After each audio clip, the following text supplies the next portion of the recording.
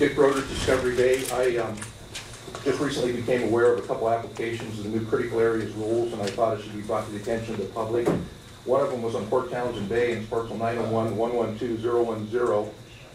And a person just bought it 2 years ago for about $425,000. They went in a few days after the critical areas ordinance was adopted, and which actually applies a 150-foot buffer to shorelines. Among other things, it says the buffer for marine nearshore habitat shall be extended landward 150 feet from the ordinary high water mark, and it also talks about shellfish beds, etc. So there is one. Anyway, they were informed that, well, now they can't build within 150 feet, but then there was a creek behind it, so they can't build there. But maybe they could build in a little spot back by Oak Bay Road about 500 feet, but there's a drain field back there, so I'm not sure they can.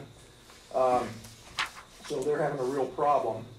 And they can't reduce the buffer to by 25% because there's a slope there, and the rule says that if there's any slope that's greater than 30%, that you can't reduce the buffer then. And that's 30%, and that's actually 16.6 degrees, about like this.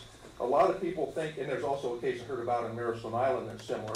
Now, a lot of people think that that's way, way too restrictive for shorelines. Apparently, even some of the people at DCD, particularly when it comes to Beckett Point, because I have a memo here about developing at Beckett Point from DCD.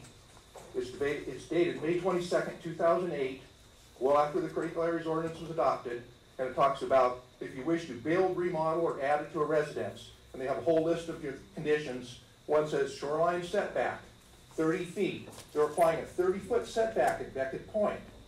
Now that's contrary to the critical areas ordinance. I don't think that's unreasonable. I mean, there's a new community drain field there, and people are supposed to be, able to build their community drain field. Well, if it's reasonable there, it's certainly reasonable for the one in Port Townsend Bay, where it's a narrow lot. There's one house on one side 35 feet from the water, another one on another 30 feet from the water. So this is really a double standard, and I wonder why this is happening. It shouldn't. And if the rules weren't acceptable to DCD, they should have said at the public hearing that they thought it was too restrictive, instead of just ignoring the rules whenever they choose.